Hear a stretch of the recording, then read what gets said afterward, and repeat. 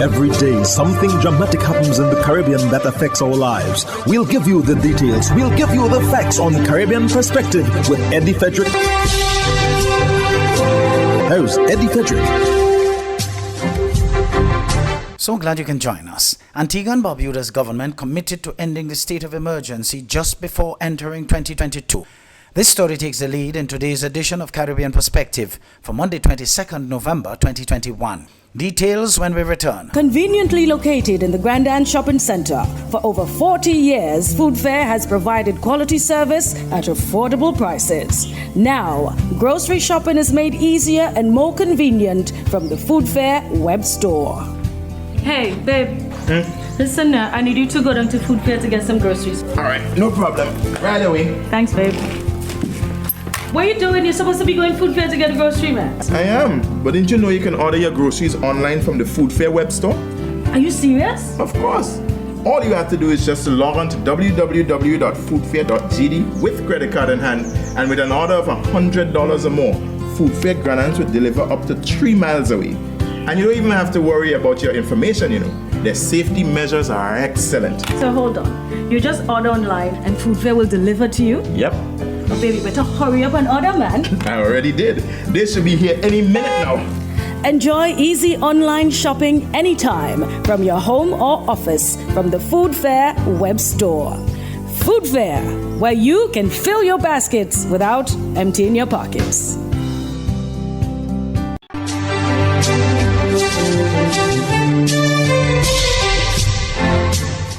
Welcome back. The government of Antigua and Barbuda has committed to ending the state of emergency before the current iteration expires on December 27th. More in this ABS News item. Jamaica Employers Federation is making a case for some of its members to get an extension of the 120 days provided for layoff under the law. The issue was first raised during the height of the pandemic, but was rejected by trade unions. The Federation is calling for government to intervene. President of the Jamaica Employers Federation, David Wan, argues that where government provision prevents them from restarting their business, additional time should be given. But how much time? It's hard to put a figure on it because you never know how long the situation continues where the government says you can't open. But we've talked about 60 days, 90 days in addition to that.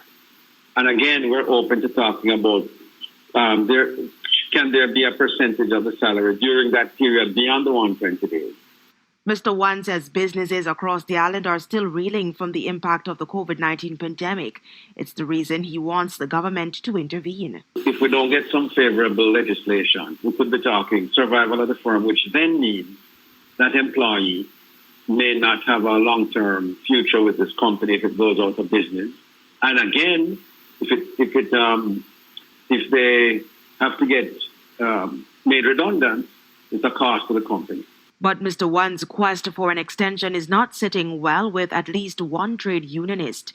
General Secretary of the Union of Technical, Administrative and Supervisory Personnel, UTASP, St. Patrice Ennis, says 120 days is more than enough. The Parliament of St. Lucia has cleared the air on the cost of the new location of the office of the Leader of the Opposition. Critics have hammered the opposition for the move to the more upscale surroundings. However, Opposition Leader Alan Chastity continues to affirm that the office remains within budget. Solange Alfred of HTS News Force reports. Opposition Leader Alan Chastity, in a sit-down with News Force on Wednesday, dismissed the notion that the spacious accommodations at his plush new office comes with a hefty price tag. The former Prime Minister made the media rounds during the week after an almost 100-day hiatus from the public sphere. He would again have to answer questions from the public on the issue during the call-in segment of a local talk show. Jim, I have facts on that. You requested $11,000 for that rent. You better reduce it for him. Sir, all right, okay, sir. I listened to the gentleman very, very carefully. So first of all, Parliament gives you a budget. It's not about you requesting anything. The allocation for rent is $5,000. The office that we had, I used to be that office before, it's problematic. To park in that area is difficult, okay? And given what we intend to do, we didn't think it was an adequate office. There's been no repairs at that office in the longest of times. So we went to this location. We understood what the allocation was. We've lived within the allocation. We have found resources on our own to add to the resources that Parliament has given. I would never ask Parliament, and nor would I believe Parliament give me any increase. So that's one. The move from the modest and historic location on High Street, occupied by a number of former office holders, to the more upscale surroundings at Uranura House has fueled widespread speculation and controversy. Critics want to know if taxpayers will be on the hook for a possibly more expensive arrangement.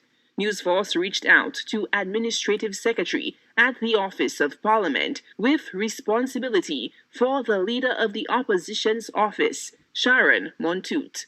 In relation to the rental for the Leader of the Opposition office, the Office of Parliament has a budget which states what amount of money is allocated for every item. We are constrained by the budget, and therefore, if there is any difference in the rental, this will be taken up by the occupant. Montoute says the rent allocation comes at a capped cost to the Parliament. She notes that Parliament must also foot the bill for utilities such as water and electricity. We, the Office of Parliament, has to pay for the amenities. So is the new swanky office of the Leader of the Opposition, now located at Uranura House, costing taxpayers more money? Speculation was also rife around the cost of it. Do you have anything to add to that? The cost is the same. So, remember, we live within a budget. So it's within the same budget allocation that we had. It's definitely not the same. But as I said earlier on, there is a budget allocated for every item. So there is budget allocated for rental, and whatever difference, it has to be taken up by the occupant. The parliamentary official affirms that the legislature's allocation for the office will remain within budget, despite any increase in the cost for staffing, rent, or utilities. Any additional cost will remain at the expense of the office holder, in this case, Alan Chasney. Solange Alfred, HTS Newsforce. The hurricane season is now upon us, so we as Caribbean people need to remember to think safety and be prepared. Avoid venturing outside during a storm or hurricane, especially if there are strong winds. Rooftops and other debris are often blown about and can cause great damage.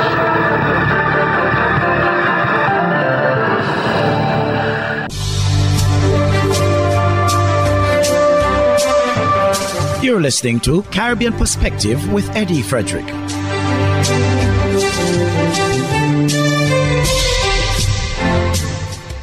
The British government has updated its travel advisory to Trinidad and Tobago to reflect that the state of emergency in TNT has ended. And it has advised British nationals there are still some measures in place in response to the COVID pandemic, including the Safe Zones initiative.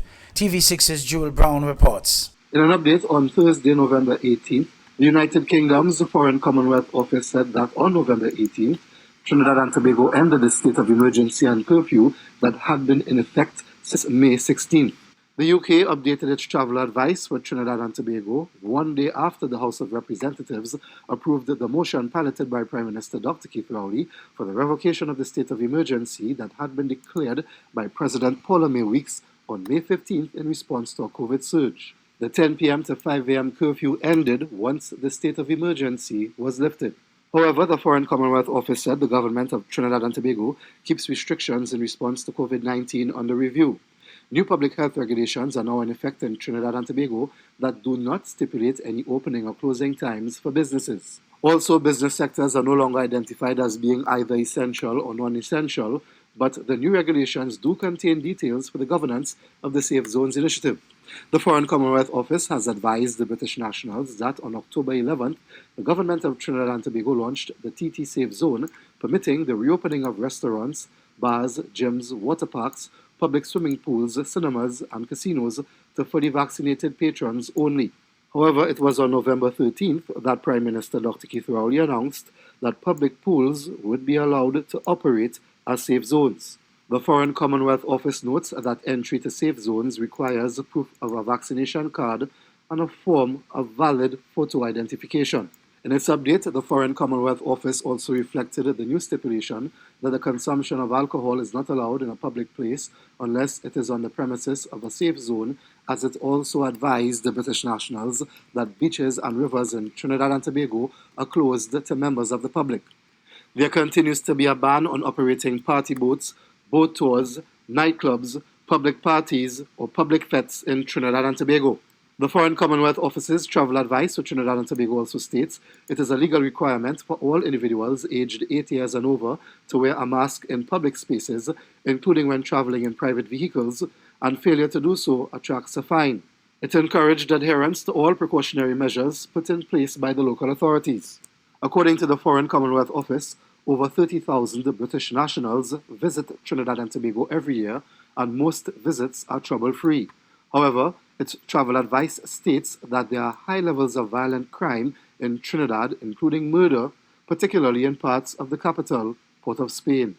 Jules Brown, TV6 News. Guyana is achieving an important milestone on Tuesday, where just over half of the country's adult population would be now fully immunized, as proof that herd immunity can be reached within the first quarter of 2022, says former Health Minister Dr. Leslie Ramsamy. Tamika Rodney reports for the HGP Nightly News. Dr. Leslie Ramsamy, the former health minister and now advisor to the Minister of Health, predicts Guyana could begin to achieve herd immunity against the novel coronavirus early next year. And according to him, if that happens, some levels of normalcy can be restored locally, but it all depends on how soon persons access the COVID-19 vaccines that are available. With over 50% of adults already fully immunized, Dr. Ramsamy noted that there is still a far way to reach herd immunity, which requires 85 to 90% of the population becoming inoculated.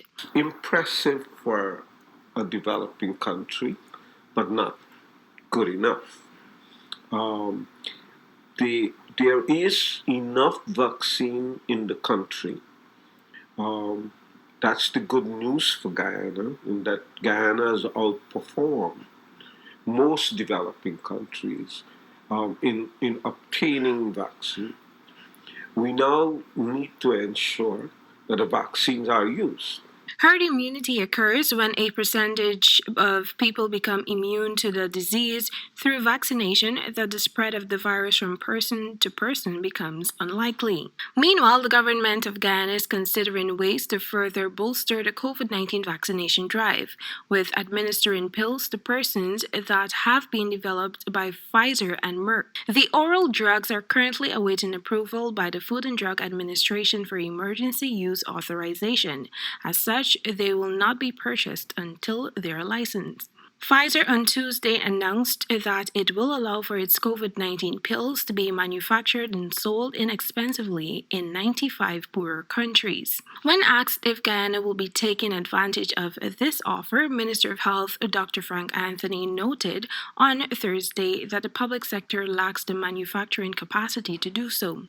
He added that with the right investment, some private companies may be able to produce the pills here. As of Wednesday, Guyana had a total of 2,049 active COVID-19 cases. Tamika Rodney reporting for the HGP Nightly News. Conveniently located in the Grand Shopping Center, for over 40 years, Food Fair has provided quality service at affordable prices. Now, grocery shopping is made easier and more convenient from the Food Fair web store.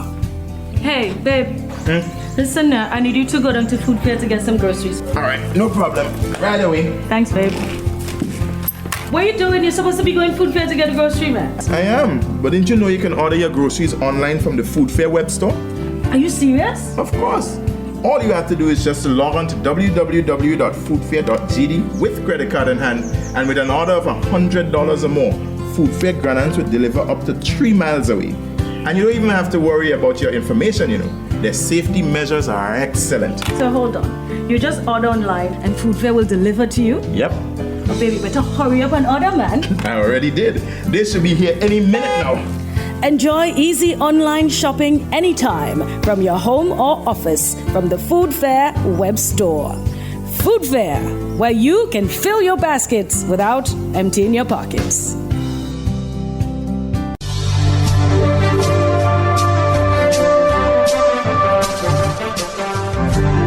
I am Eddie Frederick. This has been Caribbean Perspective, a whole new approach to highlighting developments in the Caribbean. In the meantime, please continue to log on to CaribbeanPerspective.com for more daily news and more.